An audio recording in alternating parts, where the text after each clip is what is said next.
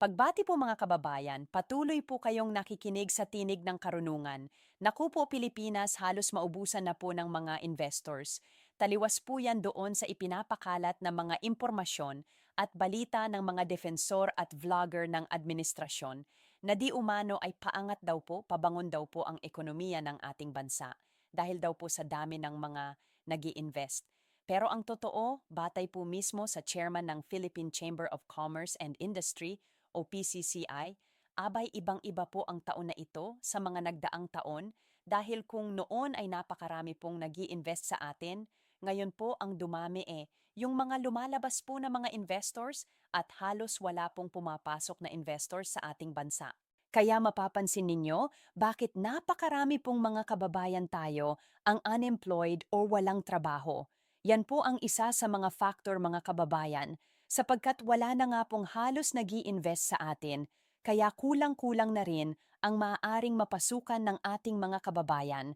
E teka, baka sabihin nag-iimbento lang tayo o panoorin at pakinggan po natin itong si Mr. Sergio Luis Jr., ang chairman po ng Chamber of Commerce and Industry o po ang kanyang kapanayam sa kanya. Sabi po ni National Statistician Dr. Claire Dennis Mapayan, marami po ang naghahanap ng trabaho pero wala pong mahanap na oportunidad sa Pilipinas. Bati po sa datos ng PSA, Sir Serge, nasa 51. 16 million na po ang labor force ngayon. Mula po yan sa 50.12 million last year. So nadagdag mahigit 1 milyon na mga job seeker. At ang natagpuan lang po nila na trabaho, Sir Serge, mahigit sa 463,000 lamang. Binanggit po ninyo ang salik ng kulelat sa investment. Does it have a connection, sir, sa mga pulisya ng kasalukuyang gobyerno? Na pag-iiwanan tayo despite the effort of the government to attract investment. Sabi nga namin nung araw nung mga 2023 na, dyan sa Philippine Chamber of Commerce, maraming pumupunta sa amin na investors naghahanap ng parte mga dalawa, tatlong beses sa isang linggo, ngayon halos zero. Naku po, yung mga kausap namin na mag-i-invest, medyo old pa sila. So in short talaga, medyo mabigat ang tingin nila sa atin ngayon. Hindi tayo naumpisahan niya ito ng mga, nung una ang issue lang sa atin yung mga red tapes na tapos yung mga policy changes yan Ngayon napasukan pa nung mga anomalies, siyempre yung tapos palawak ng palawak pa yung bisikel. Sabi nga namin, ang pinag-umpisahan diyan, yung budget ng 2020, 2025 no? Alam niyo mga kababayan, simple lang naman isipin ninyo kung ako yung halimbawa, investors mula sa ibang bansa. Ano? Iisipin ko sa Pilipinas, napakalawak ng korupsyon, napakatindi ng katiwalian, at napakabigat ng mga anomalya. Iisipin siyempre ng mga taga-ang bansa, mga kababayan, kung yung gobyerno nga ng Pilipinas hindi nila masecure yung mismong pera nila, yung mismong pondo nila, ano pa kaya yung pera natin na mamumuhunan sa bansang yon kung yung mismong kaban nga ng bayan nila hindi nila nagasta ng maayos o kaya naman ay sabihin na nating may mga pasimuno dyan sa mga anomalya na yan. Pero yung administrasyon hindi man lang nakita na ginagasta na pala sa bulsa ng mga ganid. Yung pondo ng bayan paano pa kaya yung pera natin na mamumuhunan lang doon sa bansang iyon? Ba na simpleng logic lang, ba? Ito naman kasing mga vlogger ng dumidepensa sa administrasyon naman natin sila masisisi sapagkat sila naman ay sumusuporta. Tayo man din kung wala namang nangyayaring katiwalian, hindi naman tayo para manuligsa. Ang tinutuligsa lang naman natin dito yung mga nangyayaring kalokohan dito sa ating bansa. Pero dun sa panig ng mga defensor ng administrasyon na hindi man lang marunong bumalanse, talagang pinapakita nilang bias na bias sila. Kung makapagmalaki sila, kung makapagyabang sila, akala mo totoong-totoo na marami raw nag-i-invest dito. Ang katunayan daw, kada labas daw ng Pangulo sa bansang Pilipinas at pupunta siya sa ibang bansa, meron daw bitbit na pera para sa ating bansa na yun daw ay invest ng ibang bansa. Pero ang totoo nasa balita, hindi naman investment Alam niyo kung ano yung daladala? Utang. Mula sa World Bank, utang mula sa ibang bansa na ano yung dahilan ng pangungutang para daw sa ekonomiya natin, para daw sa mga proyekto, para daw sa iba't ibang mga aktibidades, para daw sa sambayan ng Pilipino kaya nangutang. Biruin ninyo trilyon-trilyon ang iniuutang ng Pilipinas sa ibang magabansa. Tapos ibabalita ng mga vlogger, yun daw ay investment. Nakakatawa po ba? Alam nyo kung talagang yun ay investment, bakit? Ang sabi ng chairman ng PCCI, kung noong 2023, 2 hanggang 3 beses kada linggo may bumibisita sa kanila para makipag-usap tungkol sa mga maaaring i-invest dito sa Pilipinas. Ngayong 2025, halos wala na. May pagkakataon na lilipas ang 1 linggo, wala man lang nakikipag-usap sa kanila. At yung mga natitirang gustong mag-invest, abay naka-hold pa. Pag sinabing naka-hold, nag-aalinlangan pa. Wala pang tiyak na pasya kung mag-i-invest talaga o kung ipupush through nila yung kanilang pamumuhunan. Bakit? Batay mismo kay Mr. Sergio. Nagsimula nga yan dahil sa katiwalian ng 2025 budget nung itong flood control projects anomaly talagang nag-leak na. O ganun lang naman, simpleng logic lang naman yan na patuloy na iginigiit ng mga vlogger ng administrasyon raw totoo. Paanong hindi totoo? Chairman na ito ng PCCI. Mas magaling pa ba kayo dito? Ito ang may hawak ng datos at sila mismo ang nakikipag-usap, nakikipagpanayam, nakikipagnegosasyon sa mga investors. Mas marunong pa ba kayo sa kanila? Ang bihira naman ang mga vlogger ng administrasyon. Oo, okay. Tuloy natin na dapat yan interest nila kung ano-ano pa tinitingan pinalalawak pa siya pationg mga investor sa naniniwala matatapos natin kagad yan. Sabi nga nila, sabi nga ni Confuse, if you chase 2 rabbits, most probably you will lose both of them. So yun ang sinasabi namin, mag-focus lang sila dito sa mga anomalies at yung para yung kumpiyansa ng mga investors bumalik. Bumalik. Ayun. Alam nyo kasi mga kababayan, ito pa isa habang pinapatagal ng gobyerno natin yung investigasyon dyan sa anomalya na yan, mas lalo lang din nilang binibigyang lamat ang tiwala ng ibang bansa sa atin. Alam nyo kung bakit? Simple lang Alam na ng ibang bansa na may anomalya. Alam na ng ibang bansa na may nangyaring napakalawak na korupsyon at katiwalian sa gobyerno ng ating Pilipinas. Iisipin ngayon ng mga investors, aba ganun pala mangyayari kapag ka na-corrupt ang aming pera. Hindi alam ng bansang Pilipinas o kung sino papapanagutin. Wala palang kakayahan, wala palang abilidad ang gobyerno ng Pilipinas na papanagutin yung mga malalaking isda. Ang itinuturo lang pala nila puro mga small fish. Yung mga big fish hindi man lang mapapanagot o anong iisipin ng mga investors, hindi nga secure ang pera ko dyan. Imba tayo mga kababayan o na lang eto na lang. Kapag tayo ay mag-i-invest sa isang bagay, hindi ba mas pinipili natin na mamuhunan doon sa mga bagay na tayo ay kikita, tutubo? Mag-agree kayo sa akin mga kababayan At kung hindi naman kayo nag-a-agree, itama ninyo ako. 'Di ba? Ang isa sa mga gustong-gustong i-invest o pag-investan natin ngayon ginto. Kasi alam natin taon-taon ang ginto, talagang tutubo yan. Wala kang lugi dyan. Pero kapag ka ang isang bagay may risk na malugi ka, mag-aalinlangan ka pa. May pagkakataon na aayaw ka na lang kasi nga may risk na tinatawag. Gandin sa mga mamumuhunan sa ating bansa na mula sa ibang mga bansa. Alam nilang yung risk na yon, hindi lang basta risk yon na pwede mong masolusyonan na kapag ka nalugi ka, matatapalan mo. Okay lang yan. Buti sana kung ganun lang. Pero kasi yung risk na nakikita ng ibang bansa sa atin, sa ating ekonomiya, yun yung risk na talagang lugi na abunado pa. Bakit? Aba isipin mo ikaw na mawawalan ng pera, pero kapag ka hinanapan mo ng mapapapanagot yung nangyayari o yung dahilan kung bakit nawala yung pera mo, yung pinahunan mo, anong mangyayari? Dismayadong dismayado ka ngayon. Yun ang nangyayari sa ating bansa. Yun ang nakikita ng mga investor sa Pilipinas. Malulugi lang pala pera ko dyan pag kinurup tapos wala pang mapapapanagot. Hindi pa kami mabibigyan ng hustisya. Bali na lang sa ibang bansa na lang kami hahanap. Sa mas matatag pa yung gobyerno. Ganun lang kadali yon. Kaya habang pinapatagal ng ating gobyerno ang investigasyon dyan sa mga anomalya na yan, ay lalong binibigyan nila ng dahilan ng ibang mga bansa para talagang mag-alinlangan na mag-invest sa atin.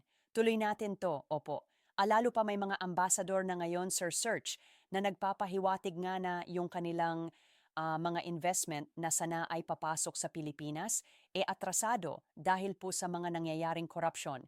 How about, sir, yung Chinese investments on infra at iba pang mga Chinese big companies? Ito yung mga investor na hinahabol sa ibang bansa. Pero sa atin, Sir Serge, abay bibintangan pong mga espiya at kalaban ng gobyerno. Noong 2023, most of the ones who come here are Chinese investors, na hot silang maglagay rito eh. Yun halos nawala. As a matter of fact, meron pang mga investment ng mga Chinese dito na umaalis.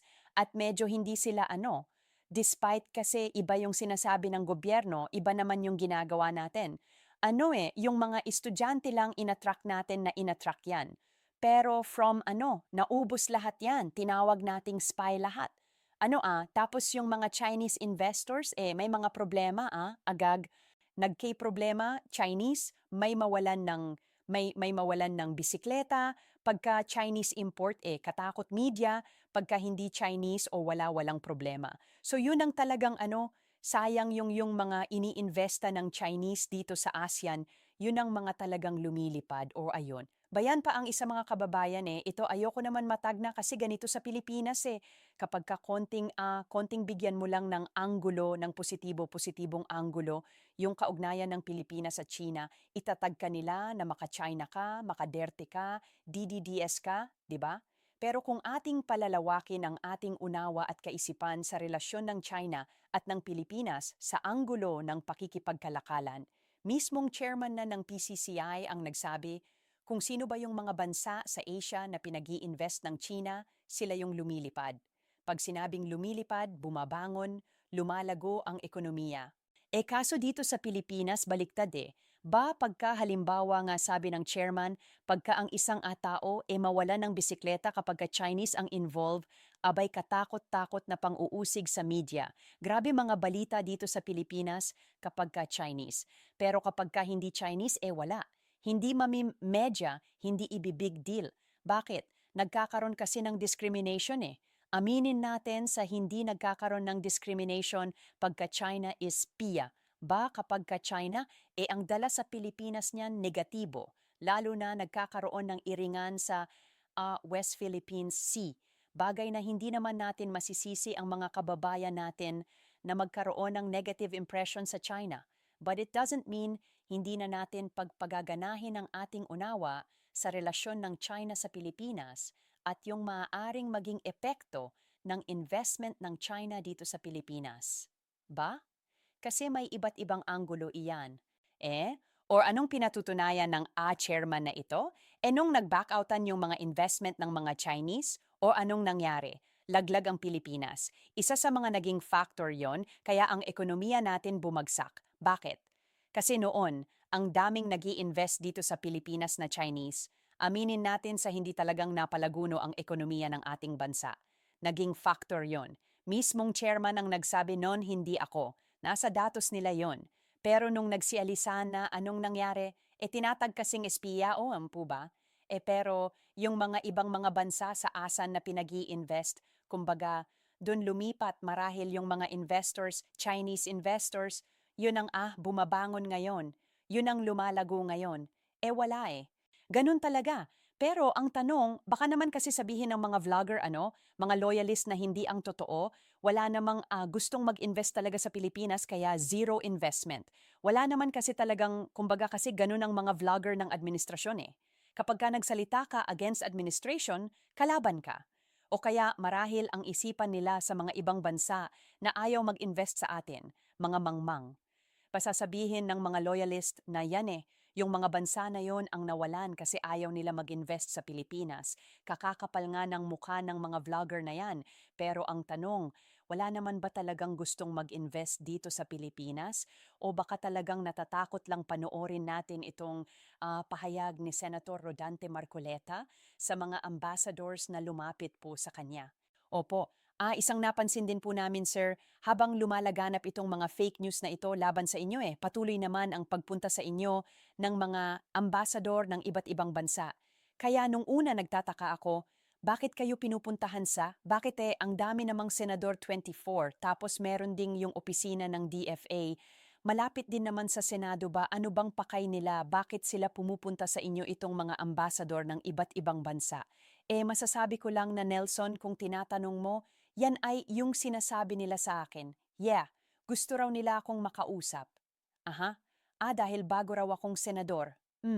At para makakwentuhan tungkol sa bilateral relationship sa ating bansa at sa kanilang bansa. Oho, kamukha yung pinakahuli na dumating ay, yung ambassador ng Egypt. Okay. Nabanggit nga yan nabang. Oo, nabanggit niya sa akin na kailangan pala ng bansa nila yung gustong-gusto pala nila yung Doran. Dorian, yung manggaang at saka yung niyog, coconut. Oo. Hmm, at pinakiusap niya na sa pamamagitan ko ay ma-articulate nila yung mapabilis sana yung negotiation ng pag-iimporta ng mga high-value crops na kanilang binanggit, at nangako rin siya na kung magkakatulungan ang dalawang bansa natin ay gusto niyang magdala rito ng mga investors. Mga investors, ano ba? At saka yung meron pang isang grupo ng tao mga tutulong sa mga parang may mga technical na problema na pwede silang tumulong sa atin at ang lalong mahalaga nga, yung mga mamumuhunan magmula sa kanilang bansa. Hmm, hmm. At sabi pa nga niya ay meron pa kaming mga tinitrain na mga specialized sa religious sector. Sabi niya na kung halimbawa mamarapatin ng inyong relihiyon, sabi pa niya, ay, yan pwedeng isama namin kayo. So ang dami niyang ino-offer na makakapagpalakas ng people-to-people initiative, no, ang ganda naman nung pagunta nila. Unang-una para sa akin ay karangalan naman na tama, 5 months pa lang akong senator matindi na yung tiwala. Marami na yung pumunta sa aking opisina at maganda naman yung kanilang pakay. Kasi iniisip ko, sir, parang yung sa inyo ba yung Committee ng Foreign Relations? Hindi naman iba, Committee on Trade yung aking So may kaugnayan sa trade o pero yung iba hindi naman trade, yung minsan people to culture, mga ganyan. Oo, yung kabuuan ng kamukha dito.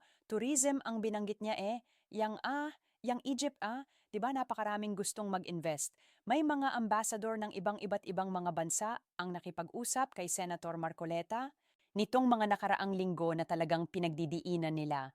Gusto naming magdala ng mga investors dito sa bansa ninyo. Sa iba't ibang bagay, mag-i-invest sila.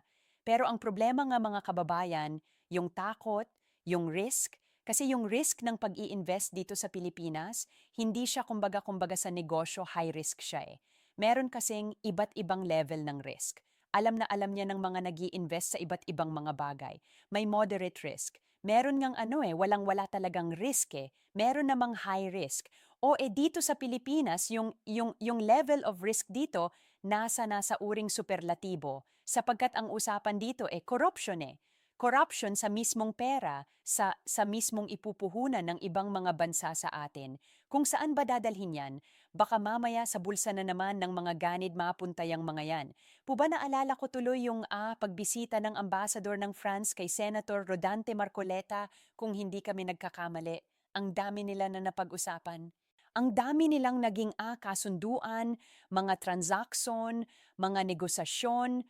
Pero alam nyo sinabi ng ambassador ng France, mangyayari lahat ng napag-usapan natin kung makokontrol at maisistabilize ninyo yung nangyayaring son. Pag sinabing masastabilize, mapipigil yung corruption at mapapapanatili na kontrolado yung pondo, yung pag-ikot, yung siklo ng kabaan ng bayan. Yun ang pinaka-ultimatum ng ambassador ng France.